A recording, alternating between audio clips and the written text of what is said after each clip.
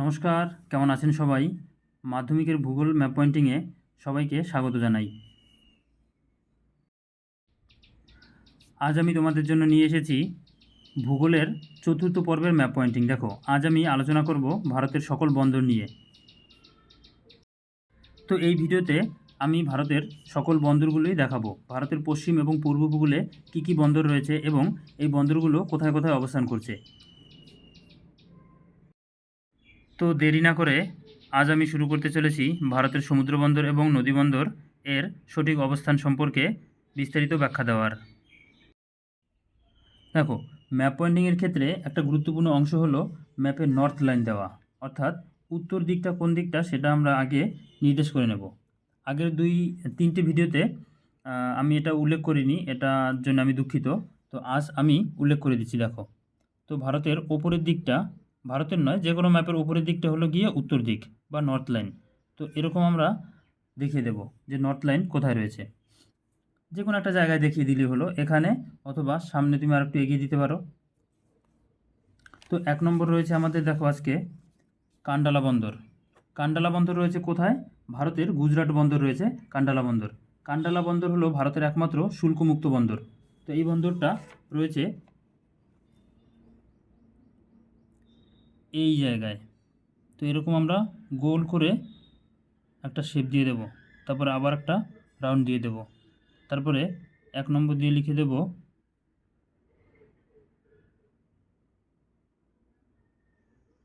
কান্ডালা বন্দর বা ভারতের একমাত্র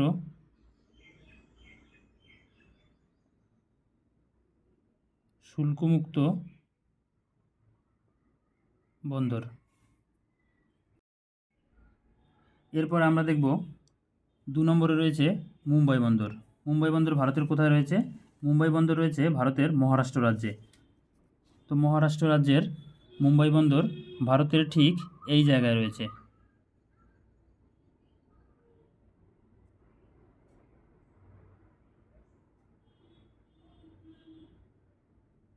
মুম্বাই বন্দর, এটা এভাবেও আসতে পারে ভারতের বৃহত্তম বন্দর, ভারতের বৃহত্তম সমুদ্র বন্দর।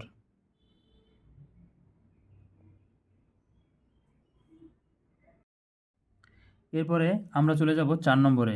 4 নম্বর রয়েছে মারমাগাঁও বন্দর। এটি রয়েছে ভারতের সবচেয়ে ক্ষুদ্রতম রাজ্য গোয়া রাজ্য, সেই গোয়া রাজ্যের সমুদ্র উপকূলবর্তী অঞ্চলে। তো ম্যাঙ্গালোর বন্দরের পরে আমরা চলে যাব মারমাগাঁও বন্দরে।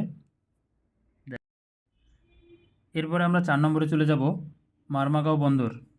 মারমাগাঁও বন্দর ভারতের গোয়া রাজ্যে রয়েছে এবং এই গোয়া হলো ভারতের সবচেয়ে ক্ষুদ্রতম রাজ্য।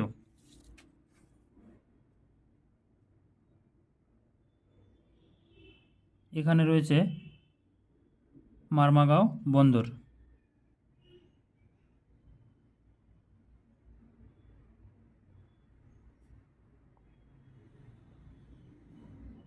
তো রোমান হরফ 4 নম্বর দিয়ে আমরা লিখে দিলাম মারমাগাঁও বন্দর।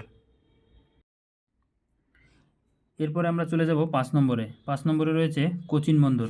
কোচিন বন্দর রয়েছে কেরালায়। কেরালার ঠিক এই জায়গায় রয়েছে কোচিন বন্দর। এটা রয়েছে আমাদের রোমান হরফ 5, লিখে দেব কোচিন বন্দর। এরপরে দেখো 6 নম্বরে রয়েছে তিরুবনন্তপুরম বন্দর। তিরুবনন্তপুরম বন্দর রয়েছে ভারতের এই বরাবর। 6 নম্বর দিয়ে লিখে দেব তিরুবনন্তপুরম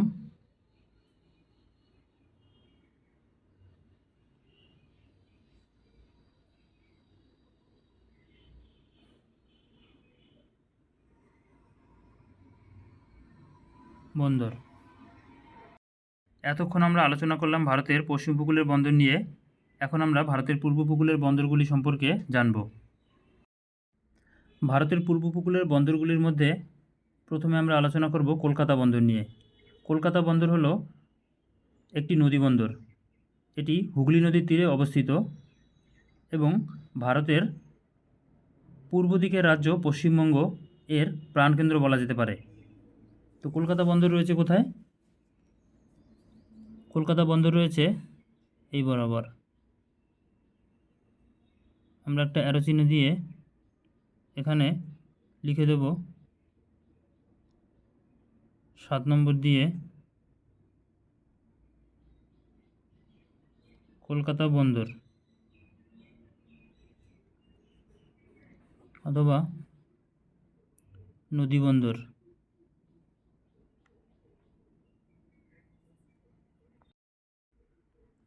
এরপরে আমরা চলে যাব হলদিয়া বন্দর।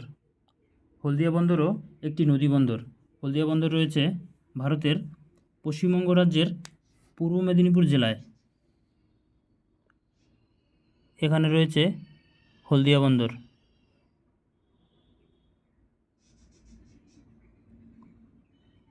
রোমান হরফ 8 নম্বর দিয়ে লিখে দেব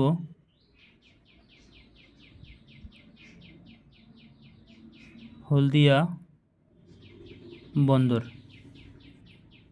অথবা নদী বন্দর। নদী বন্দর। এরপরে আমরা চলে যাব 9 নম্বরে পারাদ্বীপ বন্দর। পারাদ্বীপ বন্দর রয়েছে ওড়িশা রাজ্যে।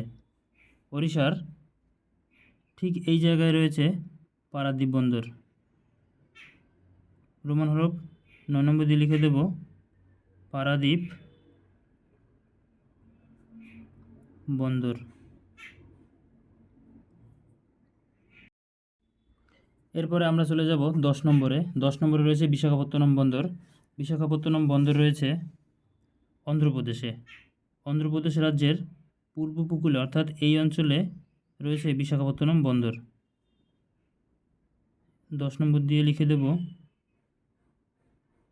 বিশাখাপত্তনম বন্দর। এরপরে আমরা চলে যাব মুসুলিপত্তনম বন্দর। মুসুলিপত্তনম বন্দরও অন্ধ্রপ্রদেশ রাজ্যে রয়েছে। মুসুলিপত্তনম বন্দর রয়েছে ঠিক এই বরাবর। রোমান হরফ 11 নম্বর দিয়ে লিখে দেব মুসল্লিপত্তনম বন্দর। এরপরে আমরা চলে যাব রোমান হরফ 12 নম্বরে। 12 নম্বরে রয়েছে এন্নুর বন্দর। তো এন্নুর বন্দর কোথায় রয়েছে? এন্নুর বন্দর রয়েছে ঠিক এই বরাবর। লিখে দেব আমরা রোমান হরফ 12 নম্বর দিয়ে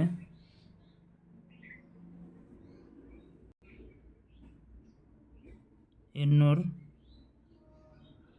বন্দর। এরপরে আমরা চলে যাব 13 নম্বরে। 13 নম্বর দাগে রয়েছে চেন্নাই বন্দর। তো চেন্নাই বন্দর রয়েছে তামিলনাড়ুর রাজধানী চেন্নাইয়ে। তো এই বরাবর রয়েছে চেন্নাই বন্দর। রোমান হরফ 13 নম্বর দিয়ে আমরা লিখে দেব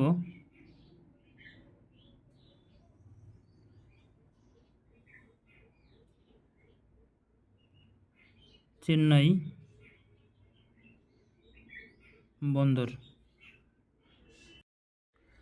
এরপরে আমরা দেখব আজকের শেষতম বন্দরের নাম, তা হলো তুতিকোরিন বন্দর। তুতিকোরিন বন্দর রয়েছে ভারতের তামিলনাড়ু রাজ্যের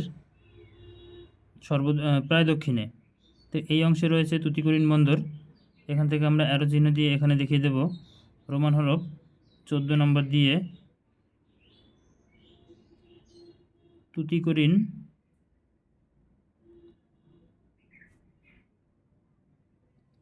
বন্দর। দেখো, এই ছিল আজকের 14টি গুরুত্বপূর্ণ বন্দর। যদি তোমাদের মাধ্যমিক পরীক্ষায় বন্দর থেকে কোনো প্রশ্ন আসে ম্যাপ পয়েন্টিংয়ে, তাহলে এই 14খানা ম্যাপ পয়েন্টিং থেকেই একটি উল্লেখ করে দিয়ে দেবে। এছাড়াও আরও রয়েছে ছোটোখাটো বন্দর, সেগুলো ততটা গুরুত্বপূর্ণ নয়। এখানে সবচেয়ে গুরুত্বপূর্ণ 14টি বন্দর নিয়ে আলোচনা করা হলো। তোমরা এই ভিডিওটি দেখে নিতে পারো। তো প্রথম থেকে শেষ পর্যন্ত আমি আরেকবার তোমাদের দেখিয়ে দিচ্ছি কী কী বন্দর আমরা করলাম। প্রথমে রয়েছে কান্ডালা বন্দর, যা ভারতের একমাত্র শুল্কমুক্ত বন্দর, এটা রয়েছে গুজরাটে। 2 নম্বরে রয়েছে মুম্বাই বন্দর বা ভারতের বৃহত্তম সমুদ্র বন্দর, এটা রয়েছে আমাদের মহারাষ্ট্রে। তারপর 3 নম্বরে রয়েছে দেখো ম্যাঙ্গালোর বন্দর, এটা রয়েছে আমাদের বেঙ্গালুরু রাজ্যের। এছাড়া রয়েছে 4 নম্বরে দেখো মারমাগাঁও বন্দর, এটা রয়েছে গোয়া রাজ্যে। এরপরে রয়েছে কোচিন বন্দর রয়েছে কেরালায়। তিরুবনন্তপুরম বন্দর রয়েছে তামিলনাড়ুতে। এরপরে আমরা চলে যাব কলকাতা বন্দরে। কলকাতা বন্দর রয়েছে আমাদের পশ্চিমবঙ্গ রাজ্যে। তারপরে রয়েছে হলদিয়া বন্দর, তারপরে রয়েছে পারাদ্বীপ বন্দর। পারাদ্বীপ বন্দর রয়েছে ওড়িশায়, হলদিয়া বন্দর রয়েছে পশ্চিমবঙ্গ রাজ্যে। হলদিয়া বন্দর এবং কলকাতা বন্দর, এই দুটো বন্দর হলো নদী বন্দর। পরীক্ষায় এভাবে প্রশ্ন আসতে পারে যে ভারতের একটি নদী বন্দর, তখন আমরা হলদিয়া অথবা কলকাতা যে কোনো একটা দেখিয়ে দেব। এরপরে রয়েছে বিশাখাপত্তনম বন্দর, এটা রয়েছে আমাদের অন্ধ্রপ্রদেশ রাজ্যে। তারপর রয়েছে মুসল্লিপত্তনম বন্দর বা মছলিপত্তনম বন্দর, এটা রয়েছে অন্ধ্রপ্রদেশে। এরপর রয়েছে এন্নোর বন্দর, এটাও অন্ধ্রপ্রদেশ রাজ্যে রয়েছে। তারপর রয়েছে চেন্নাই বন্দর, যেটা তামিলনাড়ু রাজ্যের রাজধানী চেন্নাইয়ে অবস্থিত। তারপর রয়েছে তুতিকোরিন বন্দর, তুতিকোরিন বন্দর তামিলনাড়ু রাজ্যে অবস্থিত। এই ছিল আজকের গুরুত্বপূর্ণ 14টি বন্দর সম্পর্কিত ম্যাপ পয়েন্টিং। তোমরা ভিডিওটি দেখে নেবে এবং বাড়িতে প্র্যাকটিস করবে। ভিডিওটি দেখার জন্য ধন্যবাদ। ভিডিওটি ভালো লাগলে অবশ্যই একটা লাইক করবে, চ্যানেলে নতুন হলে চ্যানেলটি সাবস্ক্রাইব করবে এবং শেয়ার করে দেবে।